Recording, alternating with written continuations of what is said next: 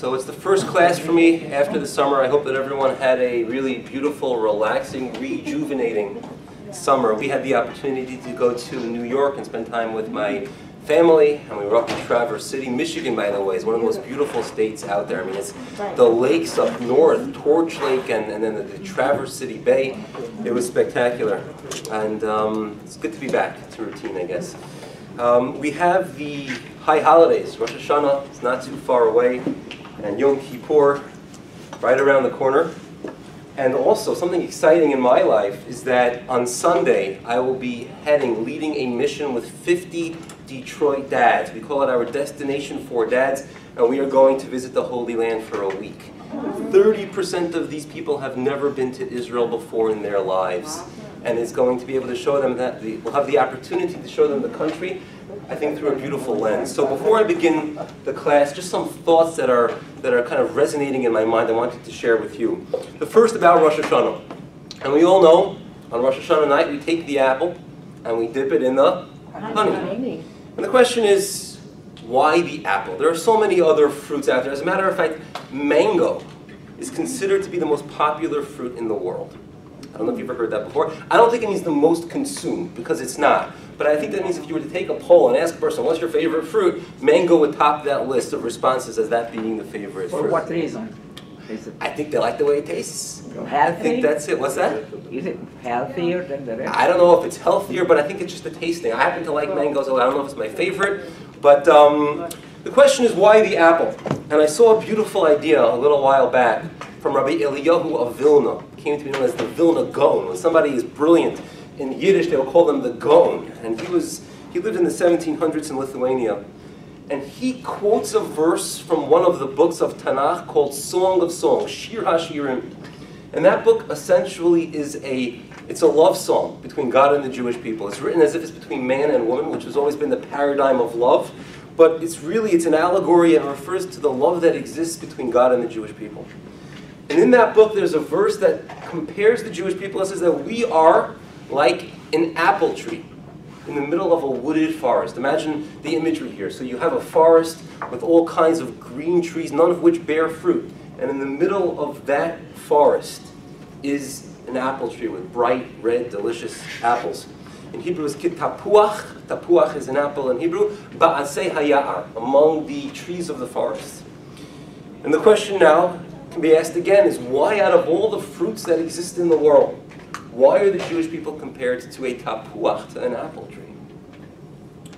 He gives the following answer.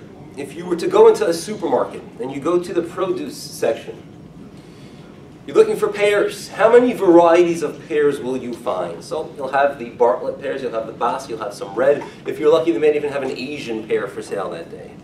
If you go to the oranges, you have the Cara, you have the standard Sunkist Navels, you have maybe 3 or 4 varieties tops. How many varieties of apple can we name? If we were to try to pool collectively how many apples we can name right now, we would top a dozen easily, without spending more than 2 minutes on it. Are they hybrids? Even without getting involved in the hybrids, you talk about the green, the green delicious, the red delicious, the Macintosh, the Gala, the Fuji, the Brayborn, the Pink Lady, and we can keep going, but I'm not going to bore you. Point being, Honeycrisp. oh, we had to mention that one. Honeycrisp, Michigan Honeycrisp. Thank you. That was an important thing to mention. Apples have more variety than any other fruit. And if you're looking to depict the beauty of the Jewish people, you want to give a metaphor. Again, it's an allegory. The beauty of the Jewish people is in our variety. It's our differences that make us the beautiful people that we are. And that's why the apple tree is chosen in this metaphor to portray the beauty of the Jewish people. And that's why God loves us so much. You meet somebody and they have skills and talents, and you don't share those skills and talents. As a matter of fact, I am completely devoid of any artistic talent, to the point that when I draw a picture, my wife will ask, who made it? Was it daddy or was it the 4-year-old child? And you can't differentiate. Sometimes the 4-year-old does a better job. I don't have artistic talent. My wife is fabulously talented artistically. She got the talent. Now, I have other skill sets that other people don't have. And every person has their strengths and has their weaknesses. We are all different. We all look different. We all have different personalities. And that's what makes us the beautiful people that we are. And that's just a thought to think about as you are dipping the apple in the honey. That's one thought for you. So I'm going to Israel, as I mentioned, on Sunday, and it's a packed itinerary. One thing that is not going to be experienced so much on the trip is sleep. We'll get about 5 or 6 hours a night, and that's it. But we're going to try to cram as much as you can in a week. One of the places that we are going to visit is the Dead Sea region. We're going to hike up Masada, the snake path, at sunrise or before sunrise. We'll get to the top of the mountain as the sun is rising over the Dead Sea. It's spectacular. And then we're going to have a morning prayer service in what was once the ancient synagogue. Masada was a fortress that Jews kind of holed up in during the Roman Empire, during their reign of Israel.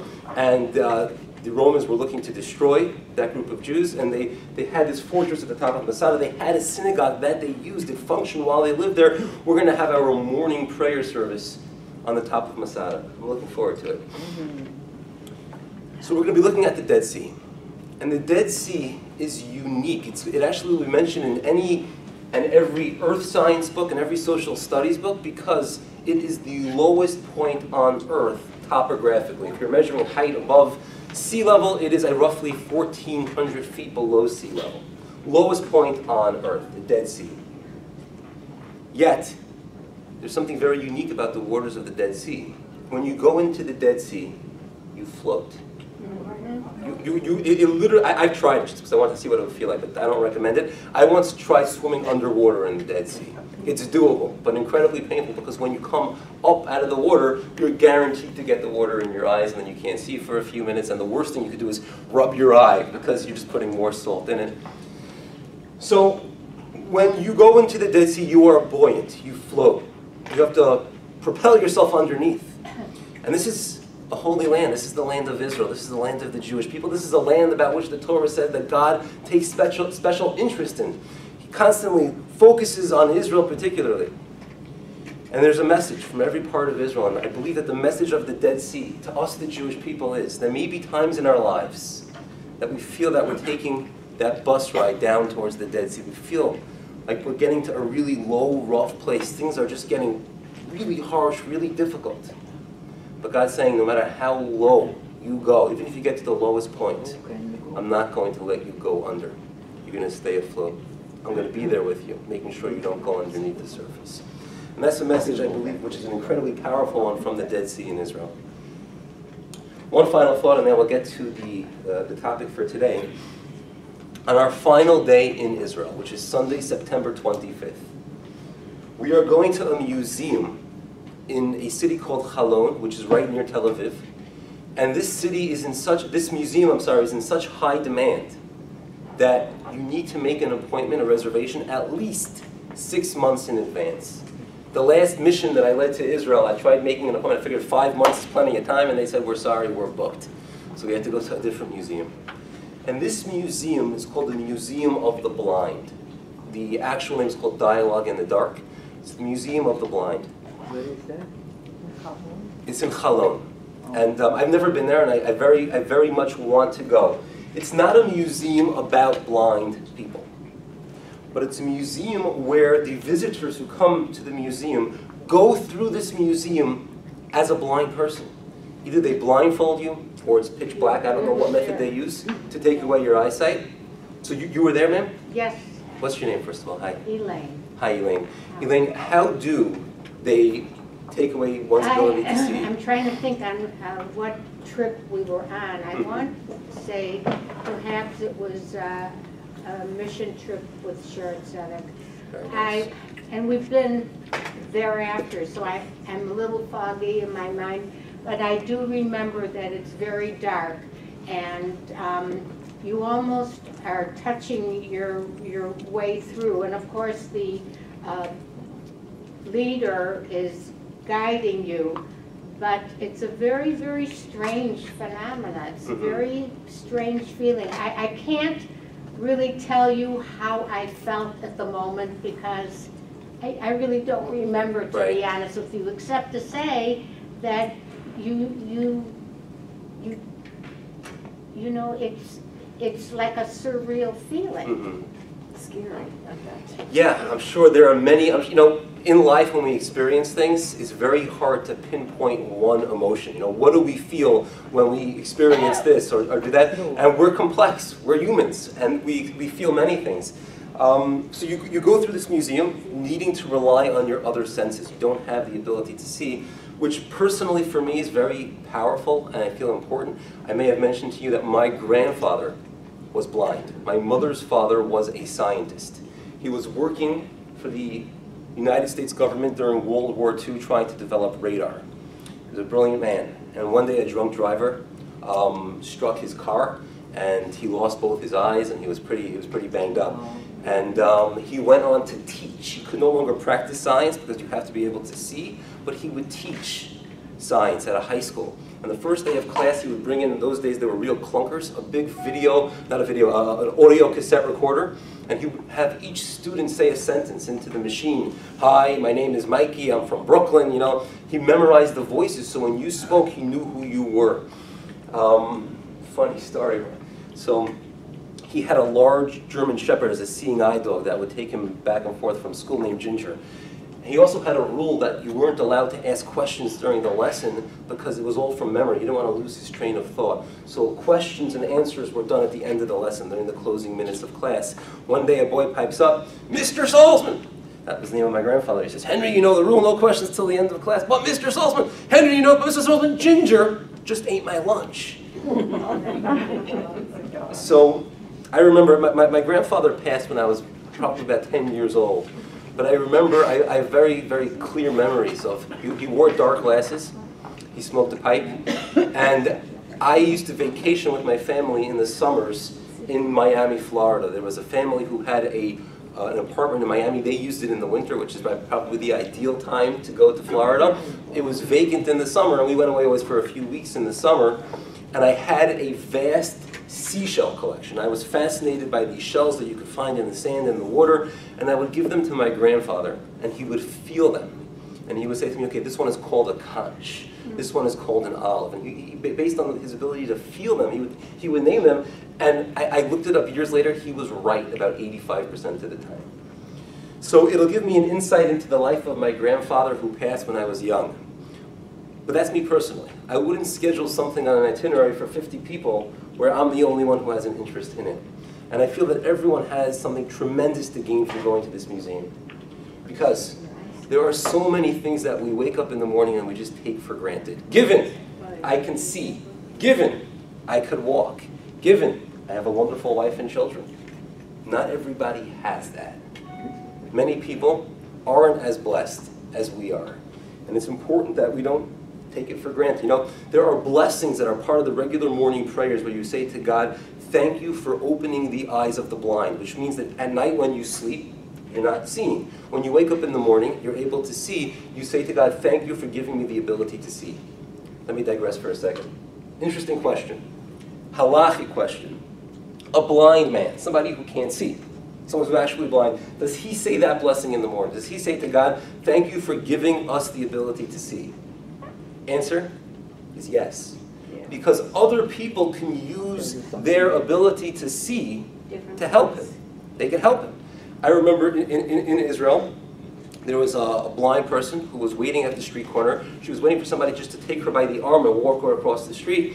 And I'm very sensitive to that. And I was the first one to take her by the arm and walk her across the street. That's, you know, that's the way we could use our eyesight, our gifts to be able to help others. So I think that it'll give everyone who's going on this trip a deeper appreciation for their ability to see, but I'm hoping that they'll experience it in a broader way as well, where there are many things in our life, not just our eyesight, there are many things. You know, the fact that Americans nowadays, well, really not Americans, the world, we are concerned with not being heavy. We're weight conscious, we're diet conscious. Go back 500 years, people didn't have enough food to eat. No one was concerned with being heavy. We're so fortunate, we're so blessed. And I'm hoping that their eyes will be opened once they take off the blindfolds to all of the blessings in their lives. There's actually a Torah thought which says this better than any way I can. And that'll bring us back to the story of Noah and the flood. Very beginning of the book of Bereshit, of Genesis. Mankind is taking a nosedive in the land of the immoral, they say that one of the things that the generation of the flood would do, you would have a vendor who was selling apples. And it says that their fate was sealed over the sin of theft, stealing, thievery. You would have a vendor with a pile of apples. Each person would go, a mob of 100 people would go, and each person would steal just one apple. Now, legally, even in the American court system, if you want to sue somebody in court, it has to be a $20 case. That's the minimum. In order for a case to be admissible to court, it has to be $20. In Jewish law, you have the same concept. It's less than $20, but there's a minimum. It has to be what's called, it was a coin in Talmud times called a pruta, which is a very small amount of money, 25 cents. If it's less than that, it's not, there's no legal ability to get it back. So you would wipe out the vendor, you would destroy his livelihood, but there would be no repercussions. This was the generation of the flood. And God said we have to start again. And he tells Noah, Noah, I need you to take your wife, I need you to take your 3 sons and their 3 wives, you're going to build an ark. And you're going to go into this ark, and I'm going to bring a flood, a deluge that will just ravage the world, flood everything, and we're going to start again. Humanity is going to continue through you, because you have been righteous and just before me. And God doesn't get so involved in the interior design of the ark. The measurements are given, it has to be this long, this tall, this wide, but in terms of the interior design, I think that God left it up to Noah's wife. Noah was able to give it to his wife. She could paint the walls any color she so wished. However, there was one very clear command that God says to Noah. He says, Noah, in this ark, I need you to build a window. You need a window in the ark. And the question is, if Noah wants a window, if he likes a little sunlight, he could build a window. If he doesn't want a window, he won't. Why was it so critical and so important that we need a verse in the Torah which doesn't have any extra verses or words or even letters for that matter? God says to Noah, build a window. Why is that so important? And here's the thought. For 40 days, the heavens opened, the water table from beneath rose, and storms terrible. But the flood continued really beyond the 40 days. It was an entire year, 365 days, that Noah was cooped up in that ark. Because until the water settled, it took a very long time. He was cooped up in an ark for an entire year. Now, I like to run, I've mentioned this before, and on a snow day, when there's a foot of snow and I can't get out, after one day I start to feel like caged. You know, I feel like I need to get out and run. He was cooped up for a year. What was he doing for the year? He was feeding the animals, and he was cleaning up after them. Right? They weren't outdoors. And he could start to say to himself, this is miserable. This is terrible. This is, you know. And that's why he needed a window. Because God says you need to have a window because you need to appreciate the blessings that you do have, because Noah, look outside. Look at what's going on out there in the world. The flood, the devastation, the destruction. You need to have that window in order to gain insight, not so much to what's going on out there, to what's going on inside the ark, to appreciate the blessings that you have. Yes? Oh, I'm not supposed to interrupt you. No, I love when you interrupt me. Oh. Could you also see the difference between day and night, and you would know how many things and mark it when it's dark and when it's light, when it's dark, when it's So that's a fascinating question. There's a verse in the Torah after the flood. God promises Noah, promises mankind, that never again will he bring a flood that will destroy the entire world. And part of that promise also is that the function of night and day will also never again cease to act properly, which implies that during the flood, you didn't have the sun shining by day and darkness by night. It was constant. There was some disruption in the standard functioning of the constellations during the flood. So maybe, you know, it could be he used the window to track night and day, but it seems as if there was no clear delineation between night and day during the flood. Yes? So Noah was before the Jews got kosher laws. So he brought, on the ark, he brought animals that were kosher because they didn't have the law. So the laws of kosher were not yet given. Yeah, so, however, he was instructed by God, it's in the verses in Genesis, animals that were kosher, he was supposed to bring in 7 pairs, and other animals that were not, he was supposed to bring in just male and female. But I thought the laws of kosher were... They were not yet binding, but God said that there will one day come a time where certain animals will be kosher. You want to hear something fascinating?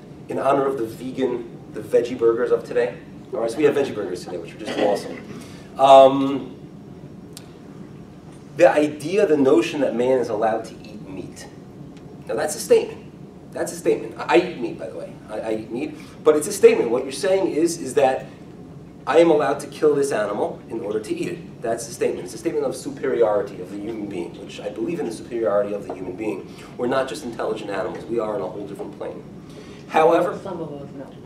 the truth is, that's a good point, because we're given potential, but somebody who squanders, but an animal has no potential really, meaning we are given incredible potential. Somebody who squanders their potential, are they worse than somebody who had no potential?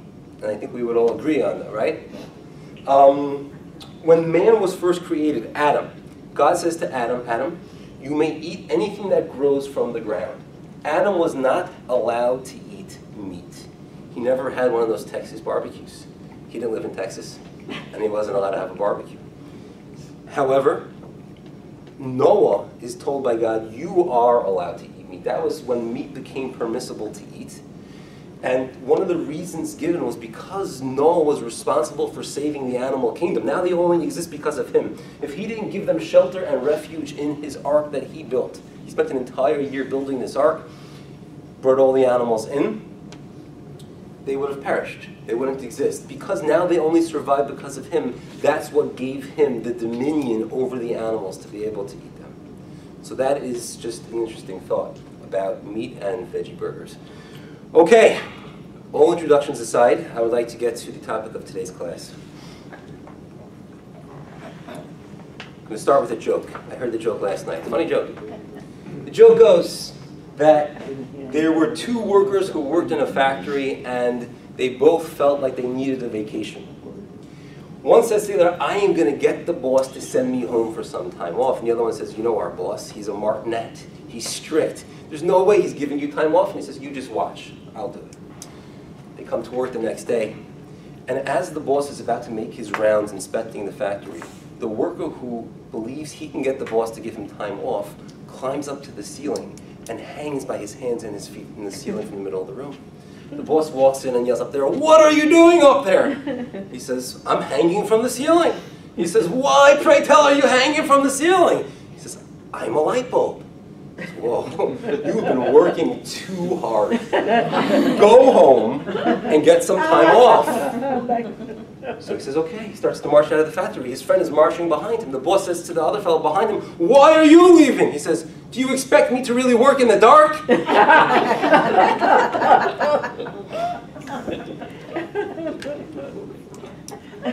We are now on our third class exploring stories from the Talmud. Those who are new to the series, the Talmud is the primary book of Jewish law. It's full of debate, it's full of proofs and rebuttals. It sharpens the mind, it's incredible. So what I want to do on my Israel trip, by the way, I want to have a little study session called A Taste of Talmud Study.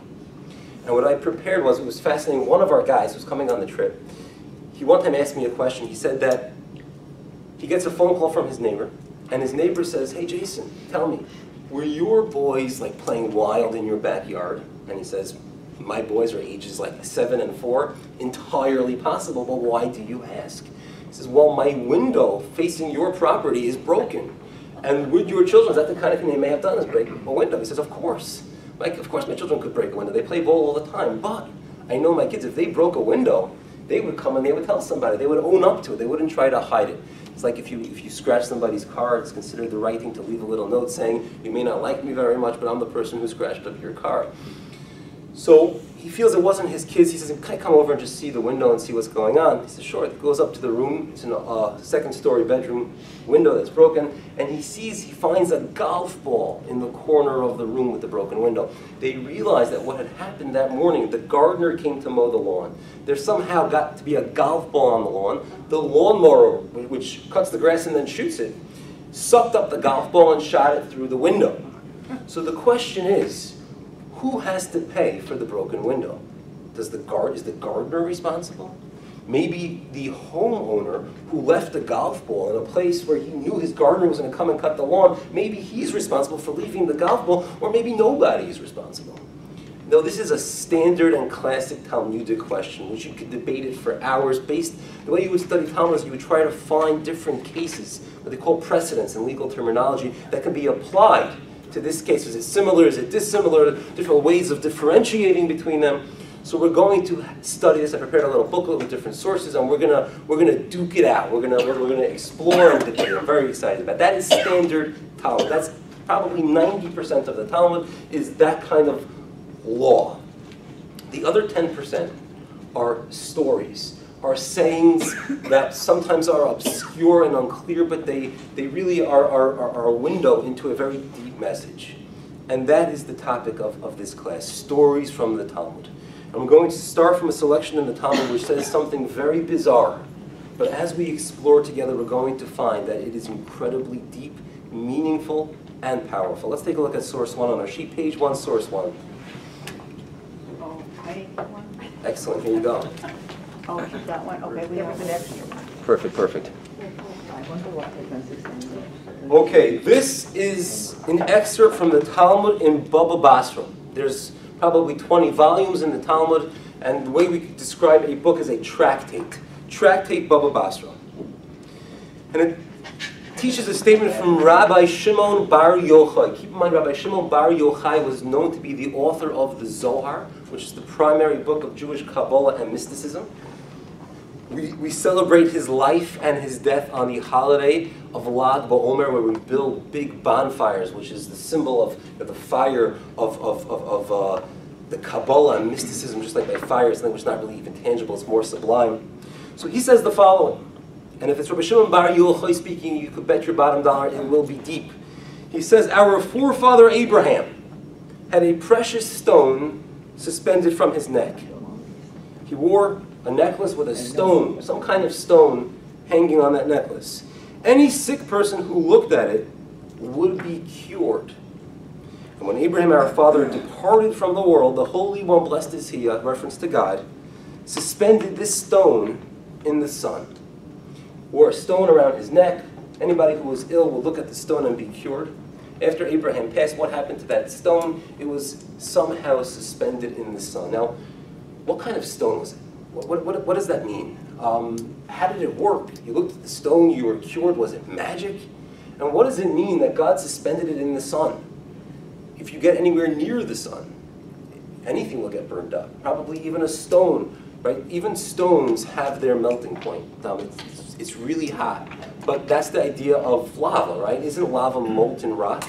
It does have the ability to melt. If you put any stone anywhere near the sun, it will melt.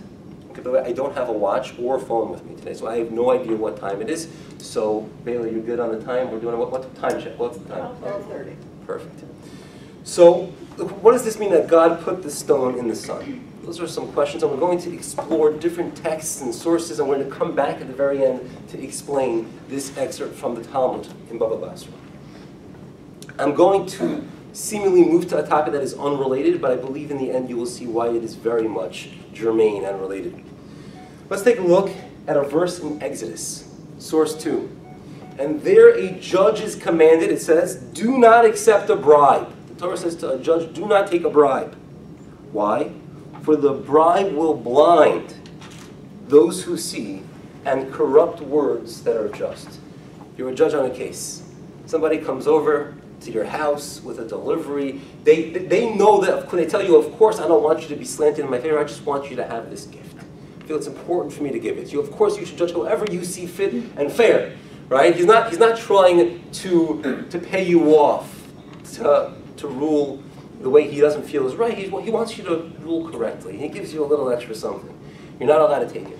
Because inevitably, invariably, it will slant the way you see the case in his favor, and you might not even be conscious of that. But it'll be there, and you're not allowed to take a bribe. Once you accept money, a gift from the person, you won't be impartial. You will be biased in favor of that person. Makes sense. It's a command in the Torah.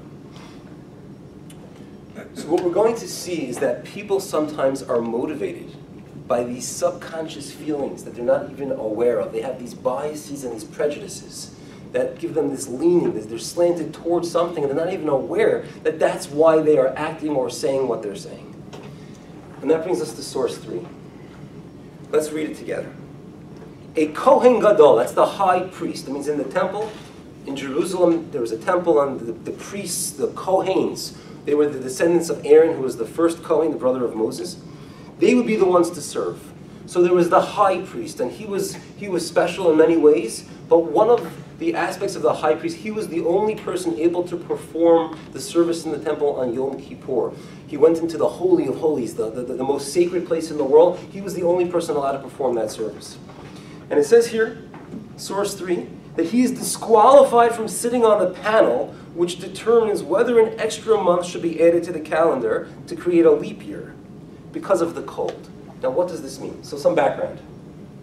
First of all, there would be a panel of judges. The Supreme Court in Israel was known as the Sanhedrin. 71 members, and they were the final call on all law in Israel.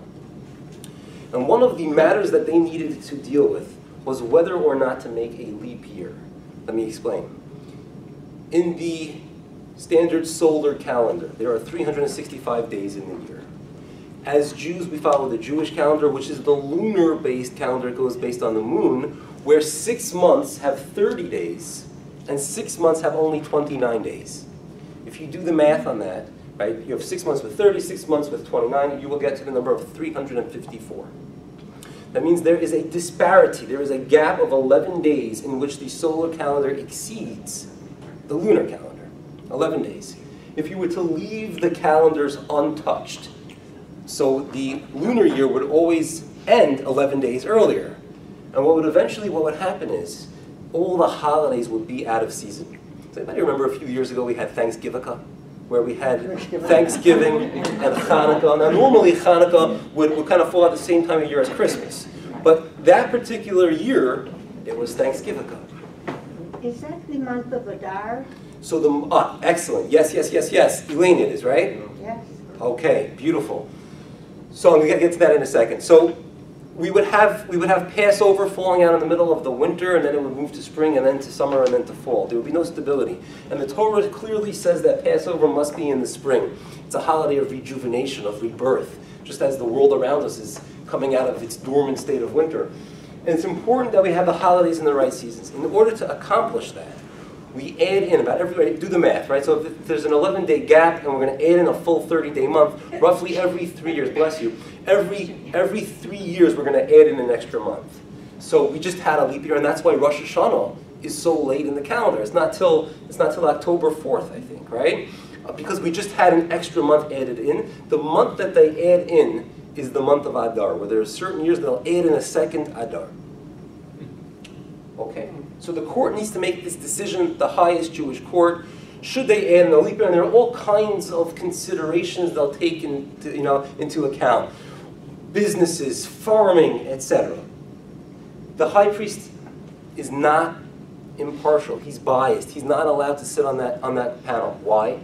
Because part of the Yom Kippur service involves him dipping in a ritual bath known as a mikvah. I think he dips 5 times throughout the day. If it's cold outside, it's not as fun to go into a bath. You come out, you're cold. We're afraid that his desire to not be cold, his craving for warmth, will make him say, you know what? This is not such a good year to have a leap year, because if there's a leap year, then Yom Kippur is going to be late. It'll be in October. I'd rather have it in the beginning of September.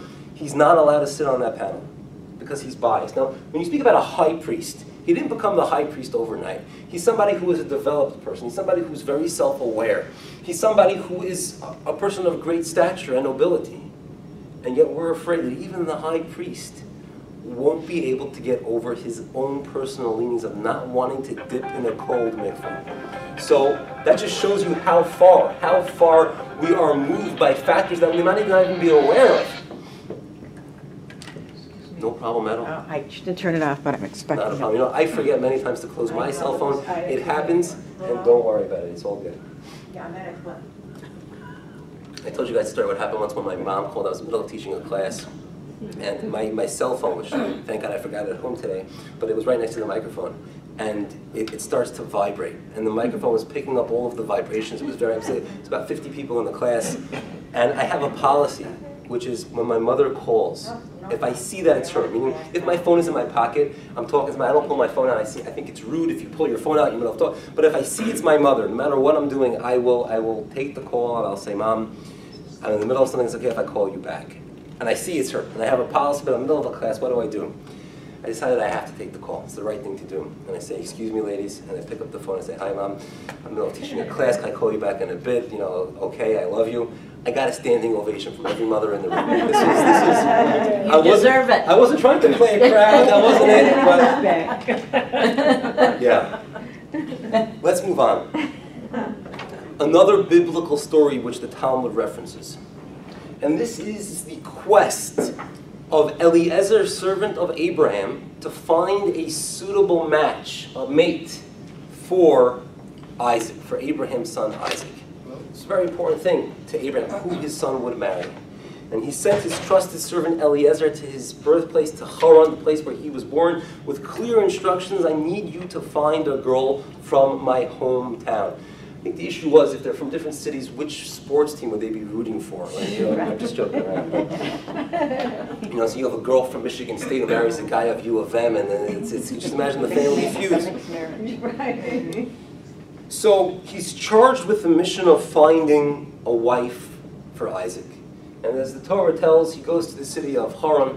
He goes to the well. By the way, many biblical spouses were found at a well, which is a conversation. You know, why? You know, you'll say, well, that's the only place where you could buy a girl a drink in the olden days. Well, and you have bars. Okay. Just one thought on that is that by a well, when you look at it, I mean, a well technically is a hole in the ground. The idea of building a brick or a stone wall, a circular wall around the well, doesn't really increase the functioning ability of the well. It just protects people or things from falling in. So the well essentially is a hole in the ground. And when you look at this hole from a distance, you can't really perceive, you can't tell that there's anything there. But you have to look deep in order to see it. And that's a thought that I had about marriage. You have to look beyond the surface. You can't just see the outside, the shell, and you have to look deep. Just like by a well, if you want to see the true usefulness of the well, you got to look below the surface. A funny story, my father-in-law is very much involved in kindness. That's his, my daughter just had her bat mitzvah, and it was a small family event, and I had my parents flying from New York and my in-laws, and she tried to say a few words about each of her grandparents. Because grandparents are very much responsible for molding the person that you are, because they raised your parents and your parents raised you, and their effects are very much felt in the third generation.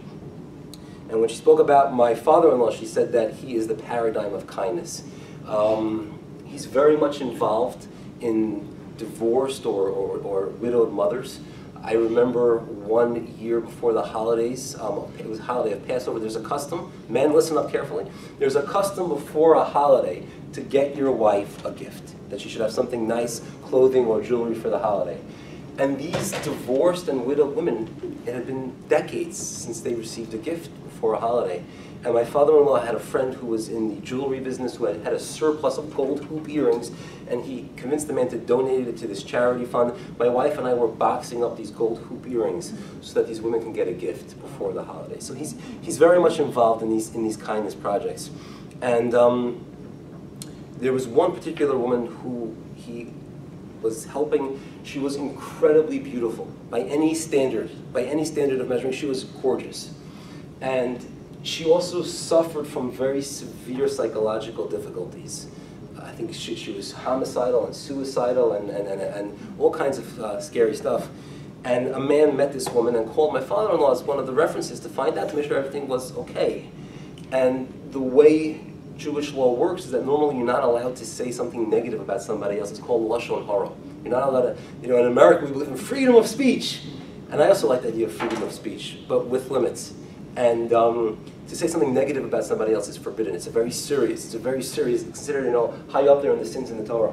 However, if it's to help another person, if it's constructive, if you're about to go into a business venture with somebody who I know is a swindler and a crook, they say that Madoff was called Madoff because he made off with everybody's money, right? So if a guy comes to you and says, you a guy named Bernie, is he reputable? I would say stay away from Madoff, right? Because to help the other person, I'm allowed to say something negative. Not only am I allowed to, I'm supposed to.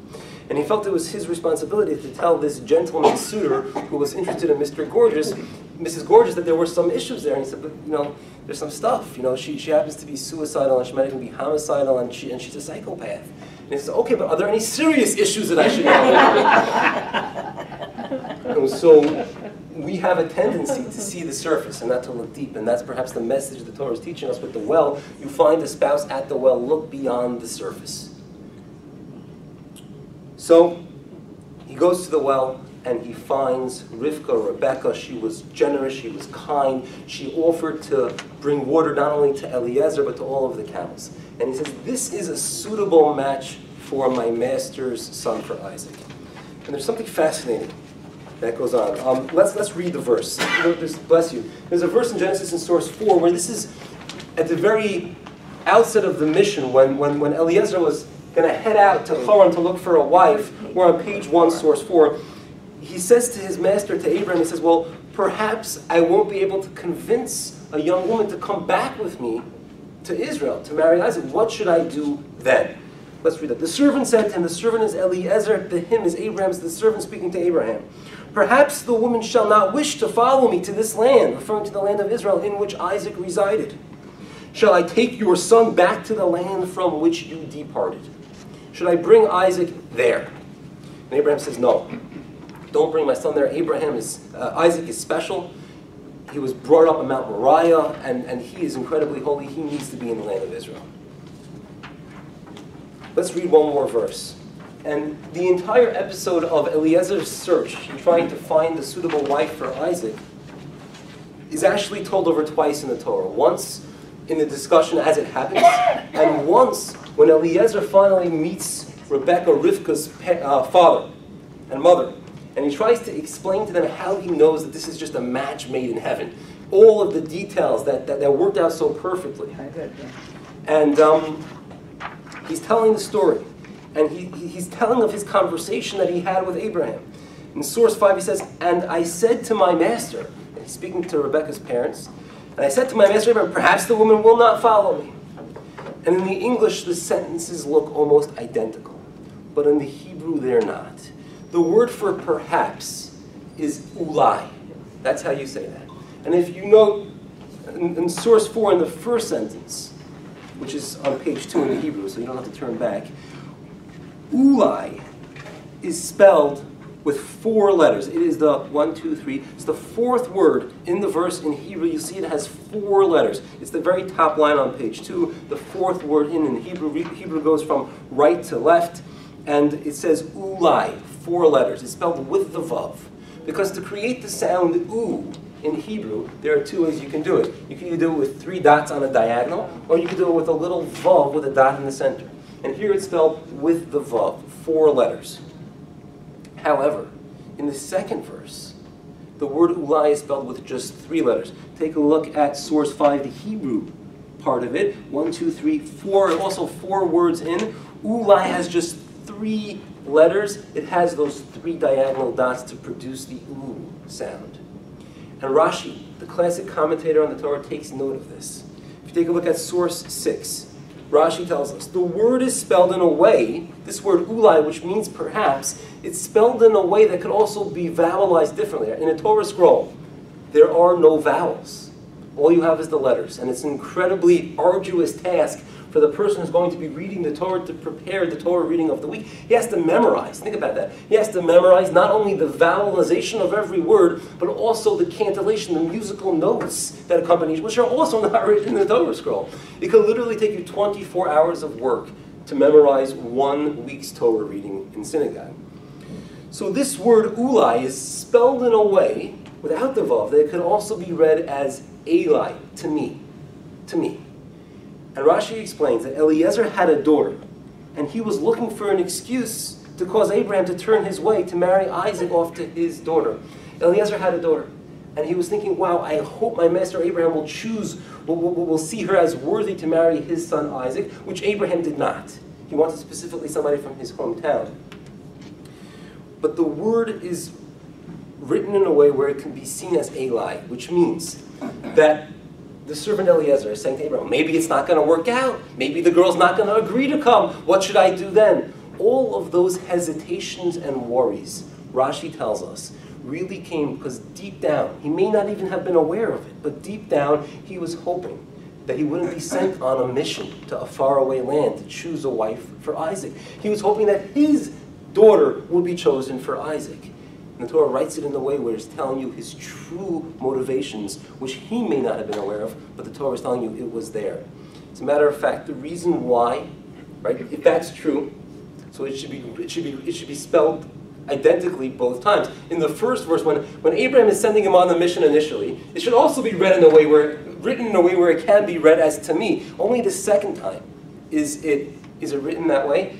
And the explanation I saw given is that initially he wasn't aware of his own vested interests. He didn't know what was motivating him. We're complex. We don't always realize.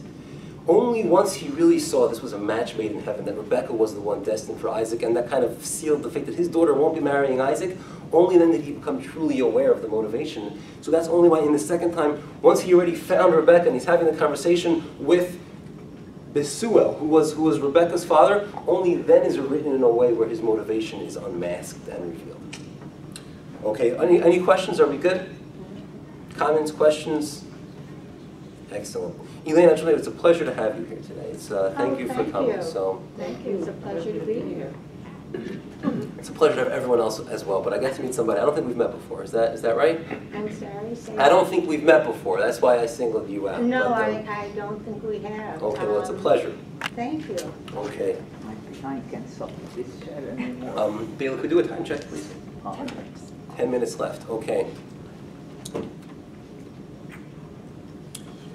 The former chief rabbi of England notes that there are certain words that when you say them in American English, they're different than when you say them in British English.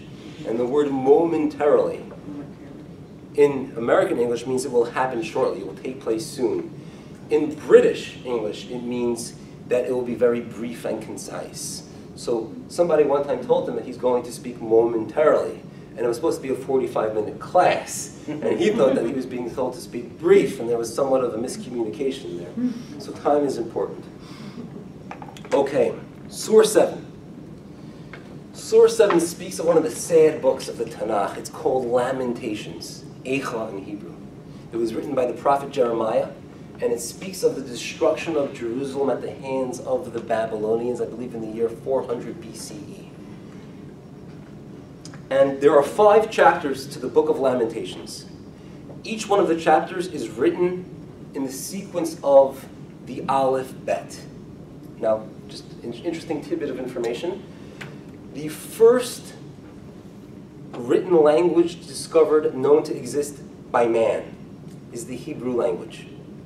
Archaeologists will confirm this, historians will confirm this. The first group of people to have a language was the Hebrew language, the Jewish people. The word alphabet actually comes from the words Aleph Bet, which are the first 2 letters in the Hebrew alphabet.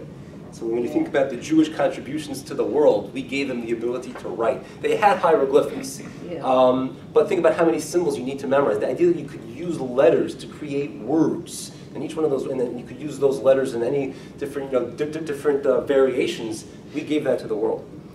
So this book, Lamentations, Eicha, sad book, is written in the order of the Aleph Bet. The first verse is Aleph, the next verse begins with a Bet, and it goes in the correct sequence. There's one section though where it goes out of order, because in the Hebrew alphabet, first you have the letter Ayin, and then you have the letter Pei. In this book of Lamentations, the order is reversed. First you have the Pei, and then you have the Ayin. The question is why? Why specifically are those 2 out of order, out of sequence?